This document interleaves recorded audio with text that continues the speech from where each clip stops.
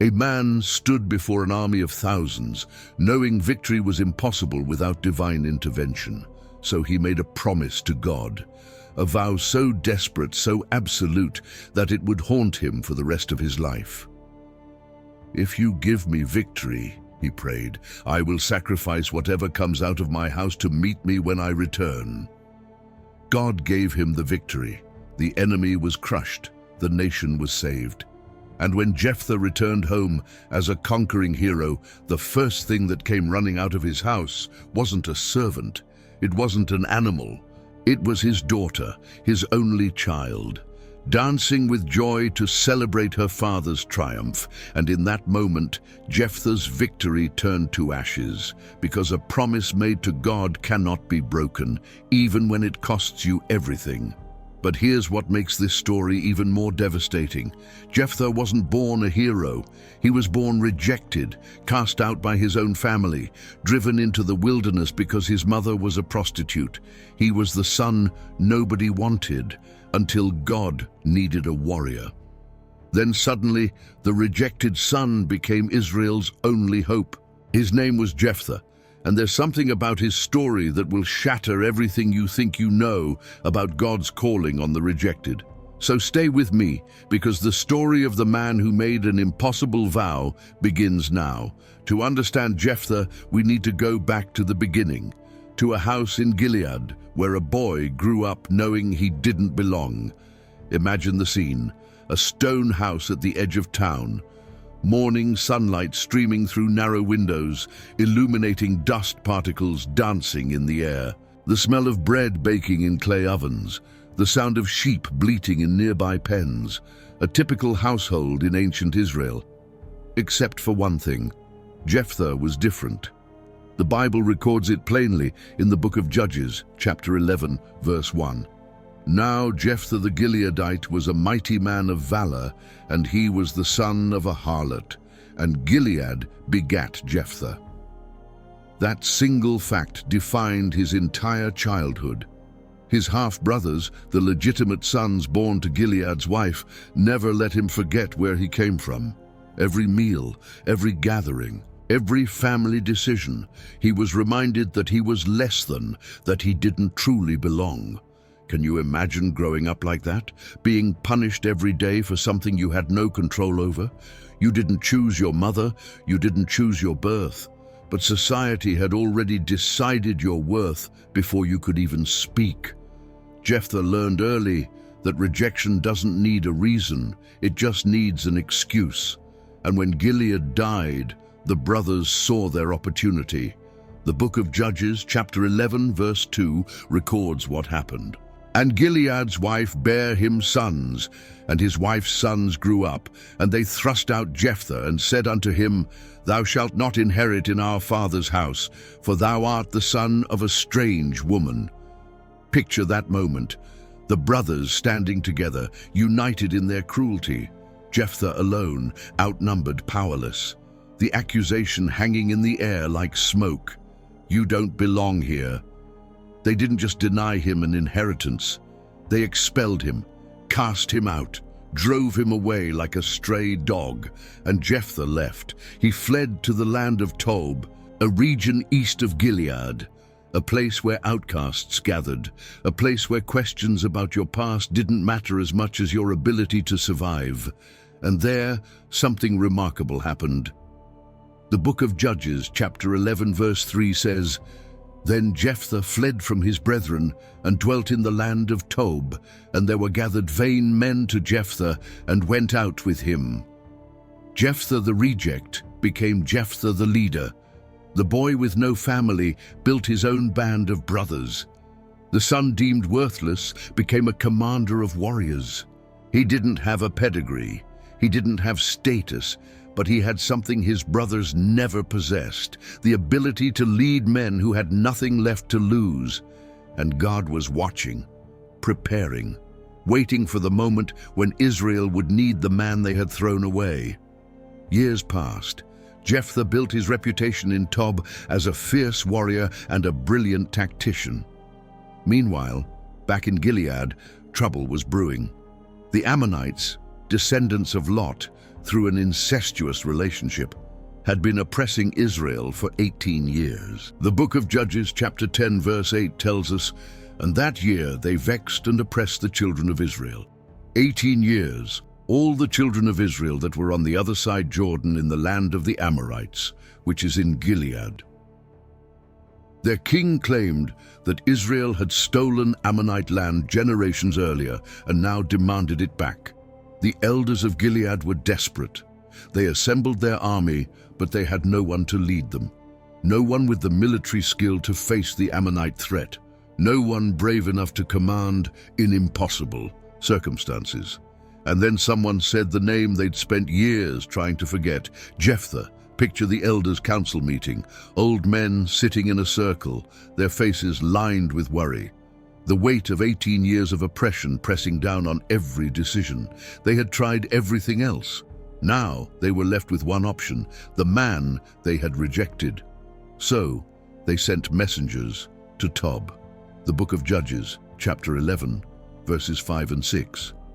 And it was so that when the children of Ammon made war against Israel, the elders of Gilead went to fetch Jephthah out of the land of Tob. And they said unto Jephthah, "Come and be our captain, that we may fight with the children of Ammon." Can you imagine what Jephthah felt when he saw those messengers? The representatives of the very people who had thrown him out now standing before him, asking for help? His response was perfect. Verse 7. And Jephthah said unto the elders of Gilead, "Did not ye hate me, and expel me out of my father's house? And why are ye come unto me now, when ye are in distress?" There it is, the wound still raw, the rejection still stinging. You hated me, you expelled me, and now you want me back because you need something. What would you do in that situation? Would you help the people who destroyed you? Would you risk your life for those who told you that you were worthless? The elders made an offer.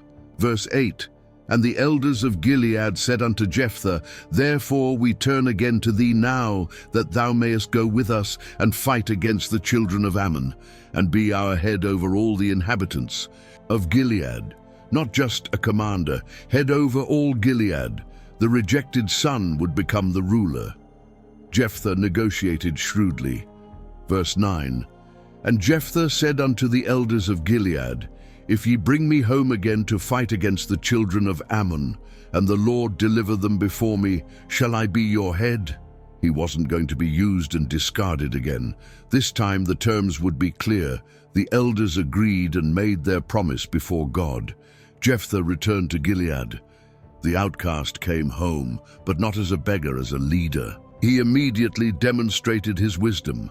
Before rushing into battle, he sent messengers to the Ammonite king, asking, What do you have against me that you have attacked my country?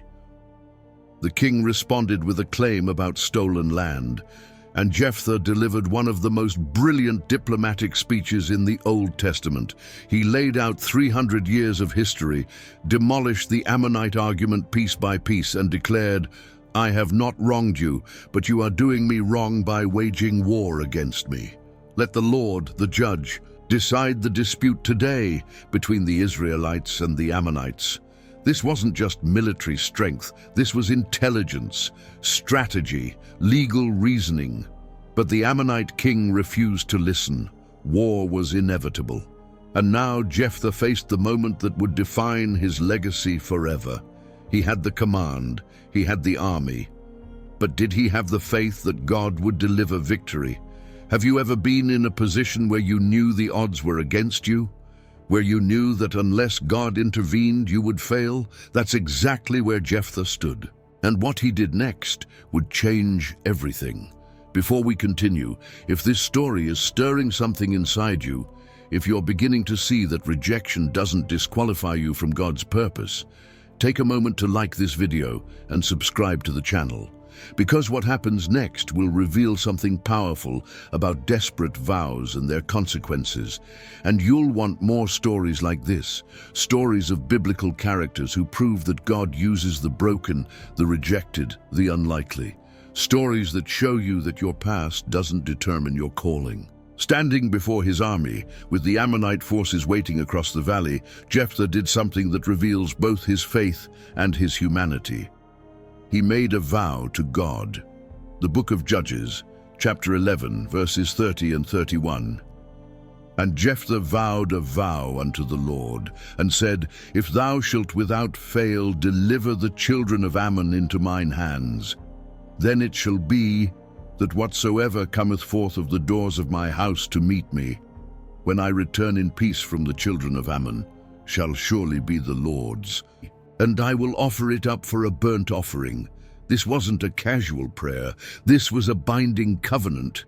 In ancient Israel, vows made to God were absolutely sacred. The book of Numbers, chapter 30, verse 2 commanded, If a man vow a vow unto the Lord, or swear an oath to bind his soul with a bond, he shall not break his word. He shall do according to all that proceedeth out of his mouth. Why did Jephthah make this vow? The text doesn't tell us, but it tells us what happened next. The book of Judges, chapter 11, verses 32 and 33. So Jephthah passed over unto the children of Ammon to fight against them, and the Lord delivered them into his hands.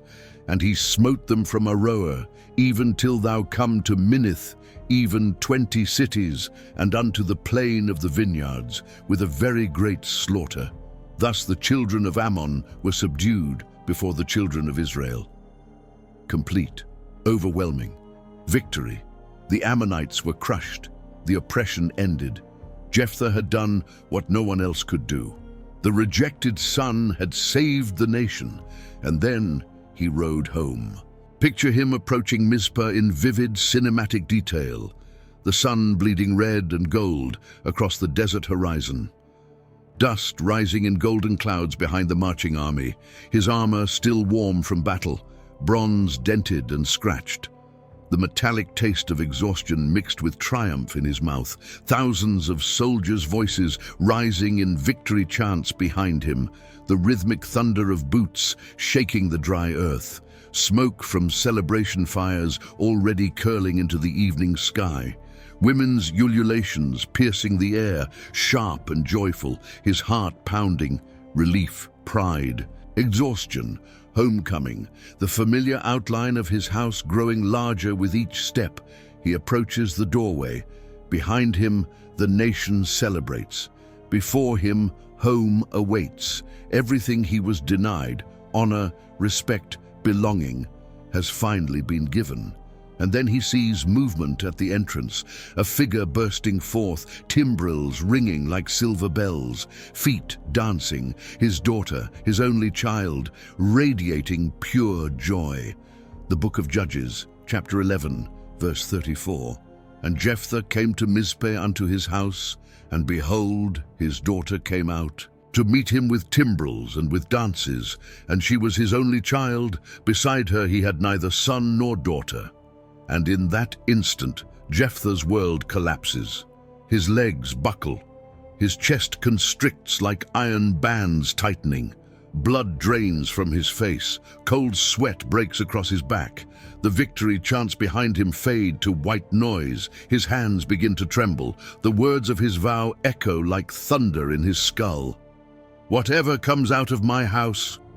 She's still dancing, still smiling, still celebrating, completely unaware that her father's triumph has just become her death sentence. Can you imagine what Jephthah felt in that moment? The joy draining from his face because he remembers the vow. He thought it would be a servant, an animal, something he could bear to lose. Never did he imagine it would be her. Jephthah was no longer the victorious general riding home in triumph. Now he was a father facing the unthinkable, the cost of a vow made in desperation.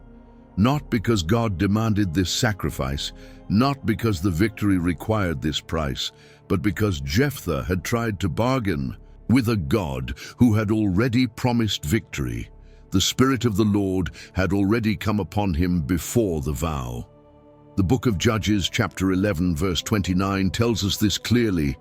Then the Spirit of the Lord came upon Jephthah, and he passed over Gilead and Manasseh, and passed over Mizpeh of Gilead, and from Mizpeh of Gilead he passed over unto the children of Ammon.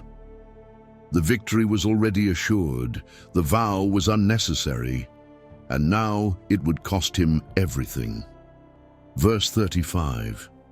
And it came to pass, when he saw her, that he rent his clothes, and said, Alas, my daughter, thou hast brought me very low, and thou art one of them that trouble me, for I have opened my mouth unto the Lord, and I cannot go back. Tearing clothes was the ancient sign of unbearable grief. Jephthah's victory celebration became a funeral in a single moment. His daughter's response reveals her character.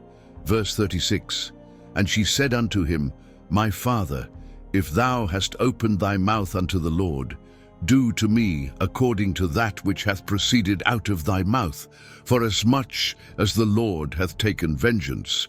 For thee of thine enemies, even of the children of Ammon. She doesn't beg, she doesn't argue, she accepts, but she makes one request. Verse 37, And she said unto her father, Let this thing be done for me. Let me alone 2 months, that I may go up and down upon the mountains, and bewail my virginity, I and my fellows. Jephthah agrees, and for 2 months his daughter mourned in the mountains, not mourning death necessarily, but mourning the life she would never live, the marriage she would never have, the children she would never bear.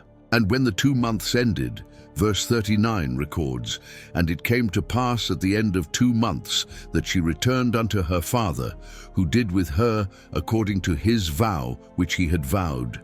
And she knew no man, and it was a custom in Israel. What exactly happened? Scholars debate this to this day. Some believe he sacrificed her as a burnt offering, an abomination since God forbade human sacrifice. Others believe he dedicated her to lifelong service at the tabernacle, never to marry, never to have children, a living sacrifice. The text doesn't specify, but either way, the cost was unbearable. Jephthah saved a nation but lost his only child. He gained honor but destroyed his own house. The rejected son finally had everything, except the one thing that mattered most. Jephthah's story isn't just ancient tragedy. It's a warning about the danger of hasty vows and trying to bargain with God. God didn't need Jephthah's vow to give victory. He had already decided to deliver Israel. The book of Judges, chapter 11, verse 29 tells us, Then the Spirit of the Lord came upon Jephthah, and he passed over Gilead and Manasseh, and passed over Mizpeh of Gilead, and from Mizpeh of Gilead he passed over unto the children of Ammon. God's Spirit was already on him before the vow. Victory was already assured. The vow was unnecessary. So why did Jephthah make it? Because sometimes even people chosen by God struggle to believe they're enough. Jephthah had spent his entire life being told he was worthless, rejected, not good enough. And even though God had elevated him to leadership, somewhere deep inside, he still doubted. The vow was his attempt to secure what God had already promised. But God doesn't need our bargaining. He doesn't operate on spiritual transactions. Jesus warned about this.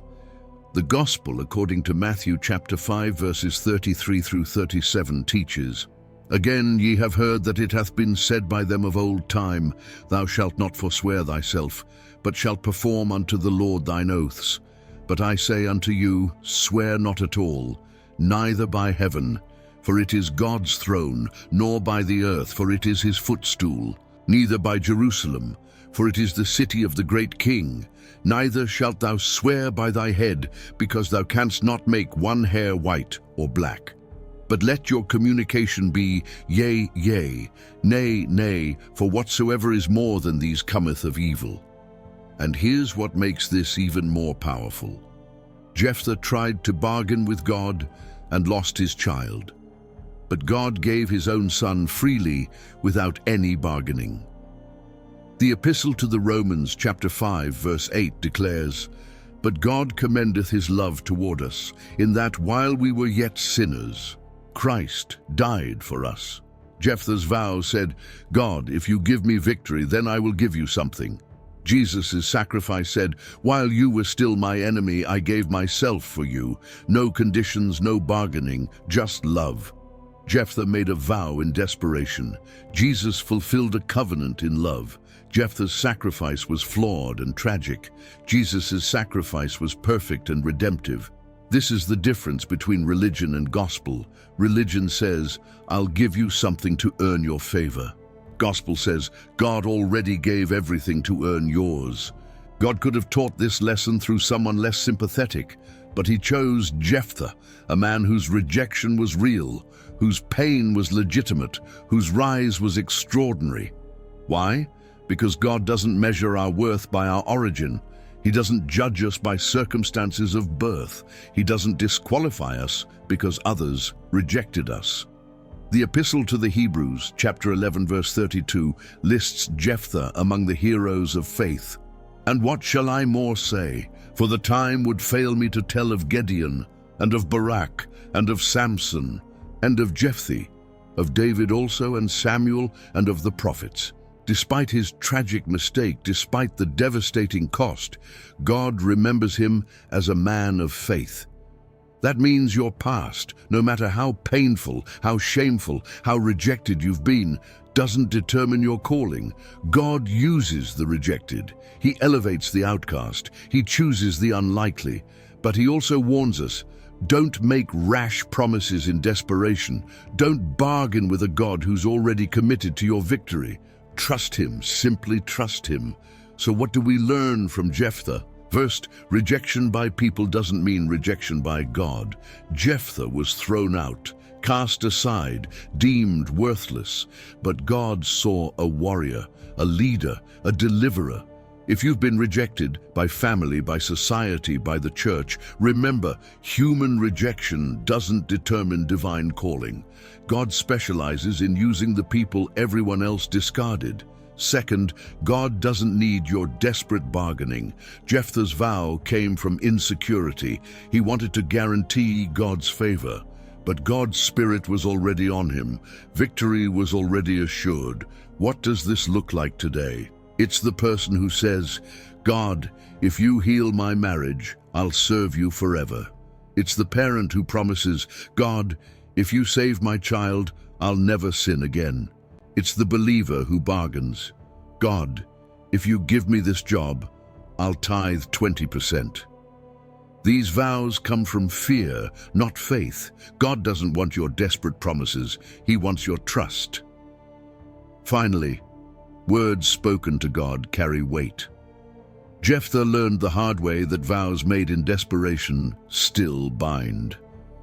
The book of Ecclesiastes, chapter 5, verses 4 and 5 warns, when thou vowest a vow unto God, defer not to pay it, for he hath no pleasure in fools. Pay that which thou hast vowed. Better is it that thou shouldest not vow than that thou shouldest vow and not pay. Be careful what you promise God in moments of fear. Don't make commitments you can't keep. God would rather have your simple faith than your complicated vows. So the question isn't, has everyone rejected you? The question is, will you trust that God can use you anyway? Jephthah rose from rejection to leadership. He delivered a nation. He proved God doesn't choose based on pedigree. But his story also warns us not to let insecurity drive us to make promises we'll regret. God doesn't need your bargaining. He needs your trust. He doesn't need your vows. He needs your obedience. He doesn't need your guarantee. He needs your faith. Will you give him that today? If Jephthah's story has touched your heart today, I want you to do 3 things. First, leave a comment below and write, God uses the rejected. Because maybe today is the day you finally believe that your past doesn't disqualify you from God's purpose, that the rejection you've experienced doesn't define your destiny, that God sees value in you that others missed. Second, subscribe to this channel and turn on notifications.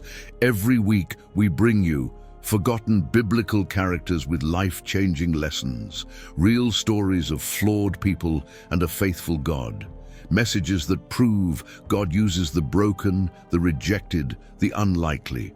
Stories that don't just inform you, they transform how you see yourself and God's calling on your life. Third, share this video with someone who needs to hear it. Someone who's been rejected by family. Someone who feels disqualified because of their past. Someone who thinks God can't use them because of where they came from or what happened to them. Someone who needs to know that rejection isn't the end of their story. Because this isn't just about a warrior from 3,000 years ago. This is about you. This is about the lie that says you're not good enough. This is about the truth that God specializes in using the people everyone else threw away. Your rejection doesn't define you. God's calling does. Jephthah started as a rejected son, thrown out of his father's house because of circumstances beyond his control. He became an outlaw, a leader of desperate men in the wilderness, and he ended as a deliverer of Israel, a judge remembered in the Epistle to the Hebrews chapter 11 as a hero of faith. The difference? His willingness to say yes when God called, even though everyone else had said no. That's the difference between rejection and destiny. Rejection says, you don't belong, you're not good enough. Your past disqualifies you. Destiny says God sees what others missed. He values what others rejected. He can use what others discarded. But Jephthah's story also carries a warning. In his moment of greatest need, he made a vow that cost him everything. He tried to bargain with God instead of simply trusting him. Thousands of years later, the lesson remains. God doesn't need your desperate promises. He needs your faith. Today, God is asking you, will you believe that I can use you despite your past? And the answer is yes. No matter who rejected you, no matter where you came from, no matter what people said about you, no matter how unqualified you feel, God uses the rejected. He elevates the outcast. He chooses the unlikely, but he also invites you to trust him without bargaining, to believe his promises without adding your own guarantees, to walk in faith without making vows you'll regret. Remember, you don't need to bargain with God to be used by him. You just need to believe that the rejected son or daughter you are is exactly who God wants to use, not because you promised enough, but because he chose you anyway. Jephthah delivered Israel, but lost his daughter. He gained honor, but paid an unbearable price. Don't let insecurity drive you to promises God never asked for. Just trust him, obey him, let him work through you. Because when God calls the rejected, he doesn't just restore them, he transforms them into deliverers. May the story of Jephthah remind you today that God uses the rejected, but he wants your trust, not your bargaining. God bless you deeply. Until the next story.